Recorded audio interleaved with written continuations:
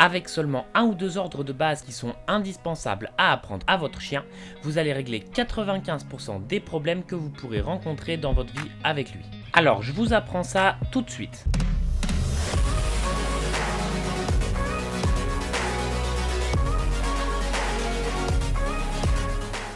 On a 3 ordres qui sont vraiment indispensables, le rappel, les positions, assis couché et pas bouger. Et si votre chien sait simplement maîtriser ces ordres-là correctement, vous pourrez en faire ce que vous voulez, l'emmener partout sans que ça ne pose aucun problème. Et souvent, vous allez me dire, mais moi mon chien, il sait faire assis, il sait faire couché, et dès que je vous demande de me montrer, on se rend compte que dès qu'il y a de la stimulation autour du chien, il n'a plus envie de faire. Et en fait, savoir faire, c'est pas ce qu'on recherche. Ce qu'on recherche, c'est que le chien ait envie de faire. Il faut avoir des ordres qu'on puisse utiliser dans la vie de tous les jours et pas simplement que le chien fasse assis quand il n'y a rien d'intéressant. Et souvent j'entends, moi mon chien il fait pas parce qu'il est têtu. Parce qu'on estime que quand le chien sait faire, qu'on lui demande et qu'il refuse de faire, c'est qu'il est têtu. Mais pas du tout. Si vous avez un enfant que vous lui demandez de ranger sa chambre, même s'il sait le faire, il va pas forcément le faire. Et c'est pas la question d'être têtu, c'est de trouver la motivation pour faire à son chien quelque chose, de lui dire ok, je te demande assis même s'il y a des copains chiens qui jouent autour de toi, même s'il y a une balle, même s'il y a plein de choses, d'arriver à le motiver assez pour qu'il fasse assis à ce moment-là. Le rappel on l'a déjà vu dans une vidéo précédente, et aujourd'hui on va apprendre le pas bouger, le assis, couché et debout. Alors pourquoi les 3 positions c'est important? Parce que lorsqu'on travaille les positions, si je demande à mon chien assis, et que je n'ai que le assis couché, pas le debout, il sait que la seule chose que je peux lui demander c'est le couché. Et une fois qu'il est couché, il sait que la seule chose que je peux lui demander c'est le assis. Donc on est obligé d'avoir 3 positions pour travailler correctement. Et même si votre chien connaît déjà ces ordres-là, s'il ne sait pas les faire vraiment très bien, moi je vous conseille de repartir à 0 pour être sur de bonnes bases. Et je vous montre tout de suite comment on fait. Allez, on est parti pour les positions, donc c'est très simple. Pour le assis, je prends la friandise, je la mets devant le nez de mon chien, je monte un peu vers le haut et vers l'avant pour arriver à faire s'asseoir mon chien. Pour le coucher, une fois que mon chien est assis, je prends la friandise, je la descends vers le bas et un petit peu vers moi pour que le chien puisse se coucher. Et pour le debout, je prends la friandise devant le nez de mon chien, je monte un peu vers le haut et vers moi et je fais un petit mouvement de recul pour que le chien se mette debout. Pour que ça rentre bien dans la tête du chien, ça va être un travail de répétition.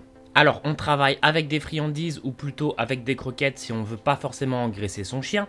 Et puis on demande un ordre à son chien, par exemple 30 fois. On reste sur des séances courtes, par exemple 5 minutes le matin, 5 minutes le soir, pour que ça reste ludique et surtout pas ennuyant pour le chien. Vous pouvez commencer ce travail dès que le chien arrive chez vous depuis 1 ou 2 jours, il n'y a pas de problème. Simplement, ce qu'il faut faire au départ pour ne pas embrouiller le chien, c'est de travailler les ordres un par un. Par exemple, au départ, je commence simplement avec le assis, jusqu'à ce que je lui ai demandé 50, 100 fois, puis ensuite, j'intègre le couché, puis ensuite, j'intègre le debout. On va y aller très progressivement. Au départ, on garde toujours la main devant le museau du chien, et puis on fait le geste, et petit à petit on va s'éloigner centimètre par centimètre en gardant toujours la même forme du geste. C'est très important, n'oubliez pas que le chien ne parle pas l'humain et que donc il va beaucoup mieux comprendre les ordres au geste qu'à notre voix. Petit à petit je vais pouvoir éloigner ma main jusqu'à me tenir debout devant lui et en fait on va essayer à force d'enlever la friandise. C'est-à-dire qu'au départ on a la friandise devant le nez du chien. Ensuite, on va commencer à fermer la main de plus en plus jusqu'à ce que le chien ne voit plus la friandise, en lui faisant sentir au départ qu'il comprenne qu'elle est bien là. Ensuite, on va commencer à le récompenser non pas avec la friandise qu'on tient dans la main, mais avec une friandise qu'on a ailleurs, par exemple dans notre poche ou à côté. Et en fait, jusqu'à ce qu'on n'ait plus besoin d'avoir la friandise dans la main, car le chien aura compris que la récompense vient d'ailleurs, et que donc le fait d'avoir la friandise dans la main n'est plus très important. Par contre, on est bien d'accord que le chien, on le récompense toujours avec une friandise à cette étape. Alors ça, c'était la première phase. À ce moment-là, ceux qui veulent enlever la friandise comme récompense et la remplacer par un jouet par exemple, vous pouvez. Simplement, à la place de donner une friandise, on va lancer le jouet ou donner le jouet. À ce moment-là, ce qu'on va essayer de faire, c'est de commencer à donner plusieurs ordres à notre chien avant de le récompenser. Par exemple, je vais lui demander assis, couché, debout, assis et hop, simplement je lui donne ma récompense. Au départ, simplement 2 ordres, à la fois petit à petit 3 puis 4 jusqu'à ce que je puisse travailler 20-30 secondes avant de le récompenser. Et en parallèle, on va travailler les positions statiques, c'est-à-dire que je vais demander à mon chien assis, J'attends 5 secondes avant de le récompenser. Puis petit à petit, je vais attendre 6, 7, 8, 9, 10 secondes.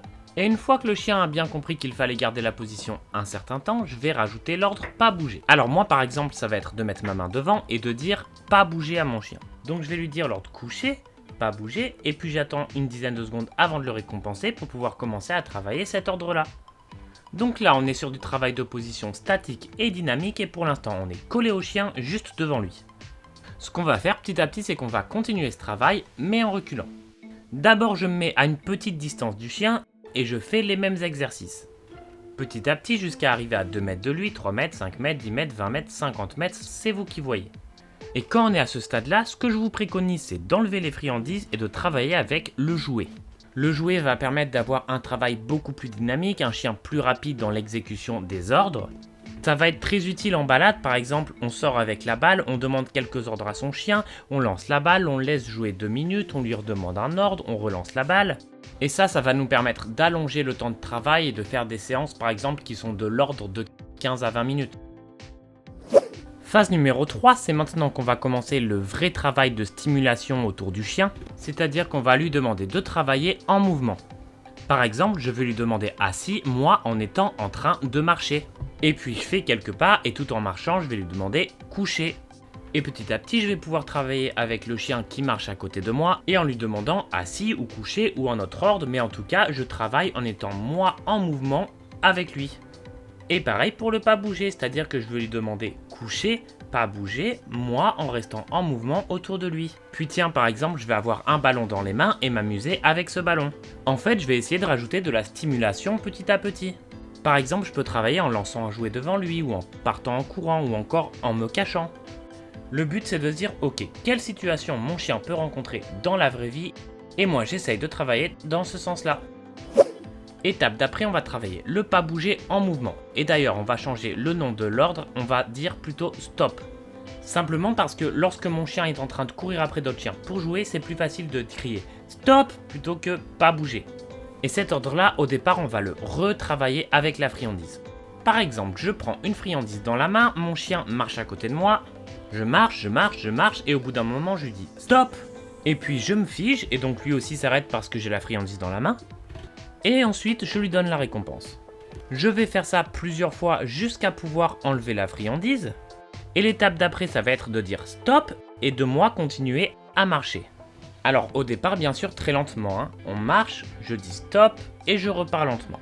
Et puis de plus en plus vite pour que le chien comprenne bien l'exercice. Ensuite, par exemple, je pourrais le faire en courant. Puis par exemple, je vais pouvoir mettre mon chien à 20 mètres de moi, dire pas bouger, je le rappelle et au moment où il arrive sur moi, je lui dis stop. Qu'il comprenne l'ordre pendant que lui est en train de courir et au départ uniquement lorsqu'il est proche de moi. Et de plus en plus loin parce que plus il est à une distance éloignée de moi, plus c'est compliqué. Étape d'après, pour plus de stimulation, je vais pouvoir le faire avec un jouet. Par exemple, je lance mon jouet, il part et tout de suite je lui dis stop. Et petit à petit jusqu'à ce qu'il soit de plus en plus proche du jouet. Et bien sûr, plus il est proche du jouet, plus c'est difficile.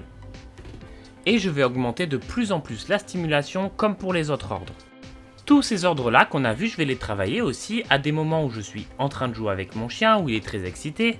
Par exemple en étant en train de jouer à tirer avec une corde et puis de dire au chien stop pour qu'il s'arrête, ou assis. Le but c'est que notre chien arrive au final à obéir en toutes circonstances. Qu'il soit en train de jouer avec un autre chien dehors, qu'il y ait un animal sauvage qui passe, qu'il y ait n'importe quoi. Alors on est bien d'accord, pour que notre chien obéisse peu importe la situation, ce n'est vraiment pas évident. Et c'est très difficile d'avoir 100% de réussite, hein. Je vous donne quand même les erreurs que j'ai tendance à voir sur ce genre de choses. La première chose fondamentale qui est la plus importante à comprendre, c'est lorsque le chien n'obéit pas, ce n'est pas sa faute, d'accord? On va partir du principe que c'est nous qui ne sommes pas assez motivants à ce moment-là pour qu'il fasse ce qu'on lui demande, ou alors qu'il n'ait pas encore appris correctement. Et comme ça, on reste maître de ce qu'on fait, parce que si on part du principe que le chien n'obéit pas et que c'est sa faute, et bien souvent on se dirige dans de mauvaises directions. Alors, deuxième grosse erreur, c'est on ne répète jamais un ordre 2 fois au chien. Simplement parce que si on commence à lui répéter 2 fois, et bien le chien va prendre l'habitude d'obéir à la 2e fois, puis à la 3e fois, puis à la 4e fois, et ensuite on va finir par ne plus s'en sortir. Le but en fait ça va être d'avoir une récompense plus motivante que ce que le chien est en train de faire. C'est pas facile, si le chien est en train de s'éclater avec un autre chien, on n'a pas forcément une meilleure récompense. On évite simplement à ce moment-là de lui donner un ordre, et ce qu'on va faire en fait c'est que petit à petit, le chien, lorsqu'il aura appris à obéir pendant 6 mois, 1 an avec des choses super motivantes et de manière super ludique, ça va devenir à force un automatisme dans sa tête. Et le moment où ça devient un automatisme d'obéir, à ce moment-là, on pourra lui demander d'obéir dans n'importe quelle situation, même si on n'a pas forcément une super récompense. À partir du moment où on n'abuse pas, le chien nous obéira plus ou moins tout le temps. Et surtout, s'il vous plaît, on évite de tomber dans le piège d'engueuler ou de gronder son chien parce qu'il n'a pas obéi, même si des fois c'est tentant, car si le chien commence à associer le fait qu'on lui demande quelque chose à des moments désagréables, et il finira par ne plus obéir du tout.